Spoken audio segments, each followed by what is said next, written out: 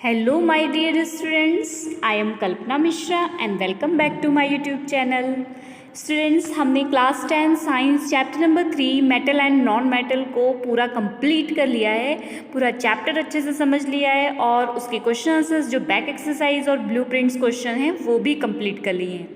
तो आज है टेस्ट।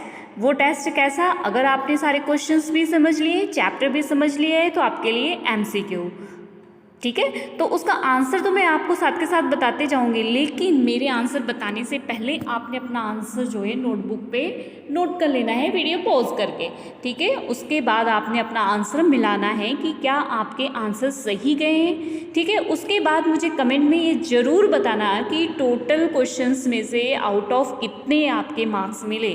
आई थिंक 18 MCQ हुए हैं, तो 18 आउट ऑफ आपके कितने मार्क्स हैं, इससे आपको पता लगेगा आपका कितना कॉन्सेप्ट क्लियर हो गया है। अगर ज़्यादा रॉन्ग है तो आपने एक बार फिर से चैप्टर को समझना है, ठीक है। तो चलिए स्टार्ट करते हैं। Question number 1, aluminium is used for making cooking utensils, ठीक है, utensils. Which of the following property of aluminium are responsible for the same. जो एल्यूमिनियम है ना, मेटल, ठीक है, उसका यूज़ किस में किया जाता है? यूटेंसिल्स मीन्स बर्तन में, ठीक है। तो उसकी जो प्रॉपर्टी है एल्यूमिनियम की, किसके कारण इसका यूज़ किया जाता है? A, good thermal conductivity, and second good electrical conductivity, and third ductility, fourth high melting point, या फिर इसमें कोई दो ऑप्शन हमें सही लग रहे हैं। तो इसके लिए नीचे ऑप्शन दिया हुआ है first second, B first and third, C second and third, D first and fourth. तो चलिए देखते हैं। देखो बच्चों, गुड थर्मल कंडक्टिविटी मुझे तो ये भी सही लग रहा है। क्यों? क्योंकि जो एल्यूमिनियम है उसका कंडक्टिविटी जो है बहुत अच्छी होती है, वो गर्म जल्दी हो जाता है, ठीक है। इलेक्ट्रिक कंडक्टिविटी, तो यहाँ पे तो हमें इलेक्ट्रिकल की ज़रूरत ही नहीं है। डक्टिलिटी, हमें वायर की भी इसकी ज़रूरत नहीं है क्योंकि हमें यूटेंसिल्स के लिए देखना है। हाई मेल्टिंग पॉइंट, यस ये भी राइट है, क्योंकि उसका हाई मेल्टिंग पॉइंट होगा तभी तो हम उसको उसमें खाना बना सकते हैं ना, नहीं तो फिर क्या होगा, वो तो मेल्ट हो जाएगा। तो मेरे हिसाब से इसका right answer first and fourth. तो राइट आंसर इसका क्या हो जाएगा? इसका यहाँ पे राइट आंसर कौन सा आएगा? यहाँ पर है डी, ठीक है, इसका फर्स्ट एंड फोर्थ। चलिए नेक्स्ट क्वेश्चन करते हैं। Question number 2, the most abundant metal in the earth crust. Earth crust पर सबसे ज़्यादा मात्रा में पाए जाने वाली मेटल, वीडियो पॉज करो और आंसर लिखो फटाफट। A iron, B aluminium, C calcium, D sodium. तो राइट आंसर क्या है? एल्यूमिनियम।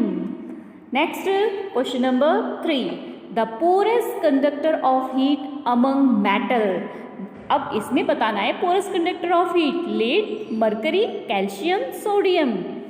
राइट आंसर है इसका लेड, ठीक है।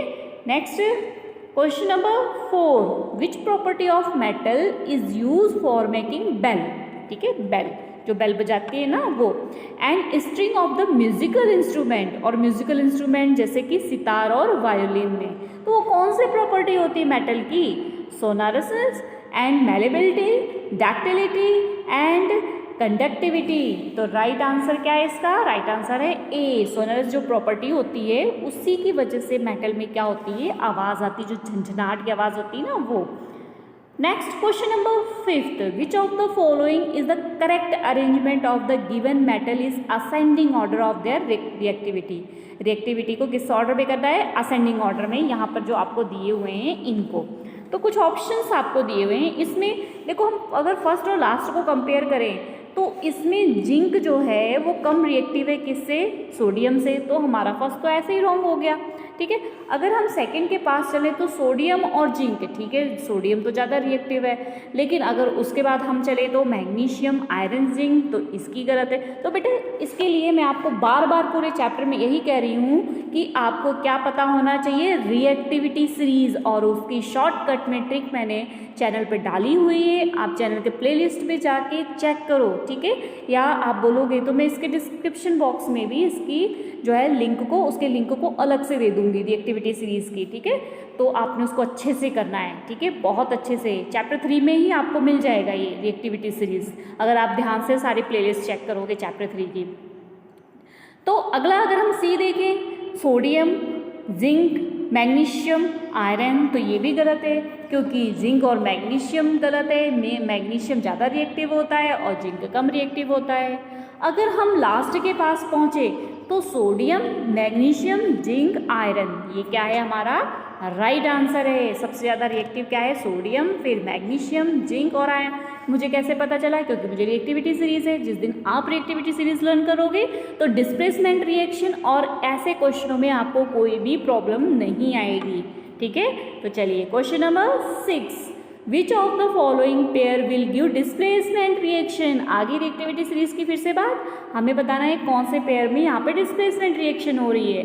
तो डिस्प्लेसमेंट रिएक्शन आपको पता होना चाहिए कि जो मोर रिएक्टिव एलिमेंट होता है वो लेस रिएक्टिव एलिमेंट को अपनी जगह से हटा देता है और आके खुद वहाँ अपनी जगह ले लेता है। तो यहाँ पर आपको देखना होगा Fe, और अगर हम कॉपर में देखें, आयरन और कॉपर में देखें तो कौन ज़्यादा रिएक्टिव है? कॉपर ज़्यादा रिएक्टिव है कि आयरन ज़्यादा रिएक्टिव है? इसमें तो आयरन ज़्यादा रिएक्टिव है। तो आयरन ज़्यादा रिएक्टिव है तो कॉपर तो जा ही नहीं सकता इसकी जगह, तो ये तो हमारा रॉन्ग हो गया। ठीक है, रिएक्टिविटी सीरीज याद होगी तो आपको पता लगेगा। अब बात करें सिल्वर की और कॉपर की, तो सिल्वर क्या है? लेस रिएक्टिव और कॉपर क्या है? More reactive. तो ये क्या करेगा? यहाँ से सिल्वर को भगा देगा और यहाँ पर आकर बैठ जाएगा। इसी को तो क्या बोलते हैं? Displacement reaction. तो ये क्या है? Right answer. अगले में भी चेक कर लेते हैं, क्या पता दो आंसर ना सही हो। ठीक है, कॉपर और सिल्वर की बात करें तो सिल्वर लेस रिएक्टिव है और कॉपर क्या है? मोर रिएक्टिव है। तो ये तो इसको भगा ही नहीं सकता है। ठीक है, सोडियम की बात करें और कॉपर की बात करें तो सोडियम ज़्यादा रिएक्टिव है, कॉपर लेस रिएक्टिव है, तो ये भी इसको नहीं भगा सकता है। तो राइट आंसर इसमें आपका क्या हो गया? बी। ठीक है, और कैसे हो गया ये भी आपको समझ आ गया होगा। Question number 7, non metal form covalent chloride because. Covalent, सबसे पहले दो बॉन्ड आपको मैंने चैप्टर में बताए थे, एक आयनिक बॉन्ड और एक कोवलेंट बॉन्ड।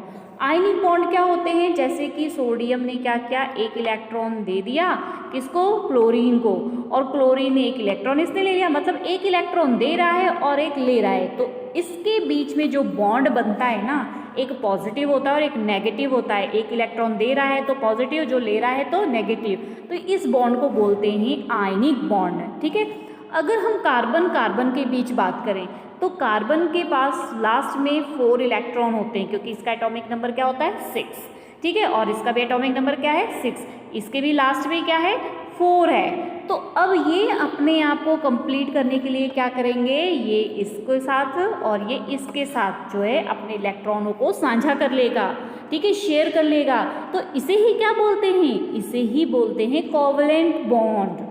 ठीक है, तो याद रखो बच्चों, आयनिक बॉन्ड जो होता है हमेशा मेटल और नॉन मेटल के बीच में होता है। जैसे हमने लिखा था सोडियम क्लोराइड, सोडियम क्या है? मेटल, और क्लोरीन क्या है? Non metal. तो आयनिक बॉन्ड हमेशा किस में होता है? मेटल और नॉन मेटल में। और कोवलेंट बॉन्ड हमेशा किस में होता है? नॉन मेटल्स के बीच में। ठीक है, तो अब देखते हैं नॉन मेटल कोवलेंट बॉन्ड। अब क्वेश्चन क्या था? Non metal form covalent chloride because they can give electron to chlorine, क्योंकि वो इलेक्ट्रॉन देता है। They can share electron chlorine, they can give electron to chlorine atom to form chloride ion, they can not share electron with the chlorine atom. अब आपको पता लग गया इसमें आंसर, जल्दी से पॉज करो और आंसर लिखो। तो राइट आंसर क्या है? देखो, अभी जो मैंने इतना सारा समझाया था वहाँ से आपने कंक्लूजन निकाला होगा कोवलेंट। Covalent means share. अब शेयरिंग की बात कहाँ हुई है? यहाँ हुई है शेयरिंग की बात, यहाँ हुई है शेयरिंग की बात। तो यहाँ पर बोला है कैन नॉट और यहाँ पर बोला है कैन। तो राइट आंसर क्या हो गया हमारा? बी। ठीक है, चलिए next question number 8, which of the type following are not ionic compound. इसमें से आपको बताना है कौन सा आयनिक कंपाउंड नहीं है। आयनिक कंपाउंड अभी जस्ट मैंने आपको बताया, आयनिक बॉन्ड आयनिक कंपाउंड जो एक पॉजिटिव हो और एक नेगेटिव है। ठीक है, तो अगर यहाँ पर हम बात करें KCl, एक पोटाशियम है और एक क्लोरीन है, एक मेटल और एक नॉन मेटल है, तो ये तो आयनिक कंपाउंड होगा। HCl की बात करें तो हाइड्रोजन और क्लोरीन दोनों ही क्या हैं? ऑलमोस्ट नॉन मेटल की फॉर्म में होता है हाइड्रोजन। वैसे ये मेटल भी होता है, लेकिन अगर आप देखो हाइड्रोजन के पास क्या होता है? 1, क्लोरीन के पास भी क्या है? 1, तो अब ये इससे लेगा या ये इसको देगा, तब तो बड़ी प्रॉब्लम है ना। तो ये तो नहीं होगा आयनिक बॉन्ड, इसमें तो आयनिक बॉन्ड हो गया, ठीक है, CCl4, ठीक है। अगर इसकी बात करें तो एक कार्बन एक क्लोरीन है, दोनों ही नॉन मेटल है, तो नॉन मेटल के बीच में हमने क्या बोला था, कोवलेंट बॉन्ड होता है, ठीक है। अगला देखें NaCl, NaCl में क्या होता है, NaCl में एक मेटल है और एक नॉन मेटल है, तो एक पॉजिटिव होगा एक नेगेटिव होगा, मीन्स आयनिक बॉन्ड। तो हमने क्या देखा यहाँ पर, एक यहाँ आयनिक बॉन्ड बन रहा है और एक यहाँ पर आयनिक बॉन्ड बन रहा है, तो हमारा राइट आंसर क्या होगा, फर्स्ट और फोर्थ। तो फर्स्ट और फोर्थ, वो क्वेश्चन क्या पूछा था, क्वेश्चन कन्फ्यूजन, पहले क्वेश्चन देख लेते हैं एक बार फिर से। Question which of the following are not ionic compound, कौन सा नहीं है आयनिक कंपाउंड, ठीक है। तो आयनिक कंपाउंड कौन सा नहीं है, यहाँ पर हमने देखा था सेकंड नहीं है और थर्ड नहीं है, तो सेकंड और थर्ड कौन सा है हमारा, बी, ठीक है। चलिए नेक्स्ट देखते हैं हम question number 9। The electronic configurations of 3 element X, Y and Z। Electronic configuration class 9 में आपने किया होगा ना, ठीक है, आपको पता होगा। तो इसमें यहाँ पर X का इलेक्ट्रॉनिक कॉन्फ़िगरेशन है 2,4, Y का है 2,7, Z का है 2,1। अब आपको बताना है which 2 element will combine to form an ionic compound, कौन सा एलिमेंट जो है आपस में कंबाइन होके क्या बना रहे, आयनिक कंपाउंड, और राइट द करेक्ट फॉर्मूला, और इसका करेक्ट फॉर्मूला क्या हो सकता है, ठीक है। देखो अगर हम XY की बात करें तो XY में देखो आपके पास क्या है, एक मिनट पहले इसको सेट कर देते हैं हम। अगर हम XY की बात करें तो X के पास क्या है, X के पास है 2 और X के पास लास्ट में है 4 और Y के पास लास्ट में 7, तो 7 को 1 चाहिए और इसके पास तो 4 है ना, तो ये शेयरिंग तो नहीं कर सकते ना, एक इलेक्ट्रॉन दे सकता है और एक इलेक्ट्रॉन ले सकता है, ये तो पॉसिबल नहीं है, तो ये भी गलत हो गया। और हमें क्या बताना है, आयनिक कंपाउंड बताना है। तो चलिए अगला देखते हैं। अगला आपके पास है YZ।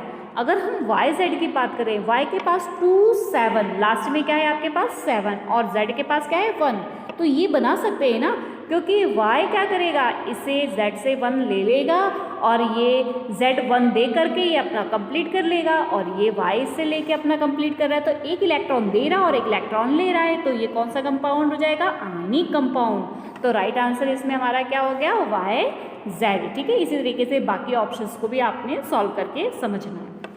Question number 10, which of the following non metal is luster, चमक होती है। नॉन मेटल हम कहते हैं ना फिजिकल प्रॉपर्टी की, उसमें चमक नहीं होती है, लेकिन एक एक्सेप्शन केस है। एक्सेप्शन केस में A sulphur, B oxygen, C nitrogen, D iodine. तो right answer is D। Next देखते हैं question number 11, which one among the following is an acidic oxide. अब बात देखो यहाँ पर किसकी आ रही है, एसिडिक ऑक्साइड। एसिडिक ऑक्साइड किस में होता है, मेटल में कि नॉन मेटल में, ये हमने केमिकल प्रॉपर्टी में पढ़ा है। एसिडिक ऑक्साइड किस में होता है, नॉन मेटल में, ठीक है। तो यहाँ नॉन मेटल, यहाँ अगर हम सोडियम देखें तो ये क्या है, ये तो मेटल है, तो यहाँ नहीं होगा। मैग्नीशियम भी क्या होता है, मेटल, तो ये भी गलत आंसर है। आगे अगर हम देखें एल्यूमिनियम, तो ये भी मेटल है। अगर हम कार्बन और ऑक्सीजन को देखें तो ये क्या है, नॉन मेटल। तो राइट आंसर इसका क्या हो गया, इसका राइट आंसर हो गया C, ठीक है। नेक्स्ट देखते हैं question number 12, the process in which a carbonate ore is heated strongly in the absence of air to convert it into metal oxide is called. देखो सबसे पहले तो आपको पता होना चाहिए, हमें कार्बोनेट जो है और है उसको हीट करना है, लेकिन किसकी एब्सेंस में, एयर की एब्सेंस में। तो यहाँ पे जो भी प्रोसेस दिए आपको, तो हमें पता है इसमें से कि एक तो रोस्टिंग और कैल्सिनेशन हमने पढ़ा हुआ है अच्छी तरीके से कि ये 2 प्रोसेस होती है इसको एक्सट्रैक्ट करने में। तो लेकिन रोस्टिंग में ऑक्सीजन प्रेजेंट होता है, एयर प्रेजेंट होती है, और इसमें एयर प्रेजेंट नहीं होती है, बस इसी चीज़ का ध्यान रखना है। Absence of air, right answer क्या है, कैल्सिनेशन, ठीक है। चलिए next question number 13, galvanization is a method of protecting iron from rusting by the coating with a layer of।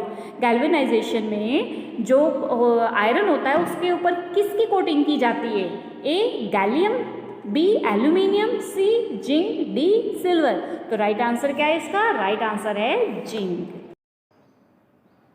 Next बच्चों आपके लिए असाइनमेंट है। आपने इसको सॉल्व करने की कोशिश करना है। अगर चैप्टर को अच्छे से समझा है तो आपने अपने आप इसको सॉल्व करना है, ठीक है। तो फटाफट इसकी स्क्रीनशॉट लेते जाओ।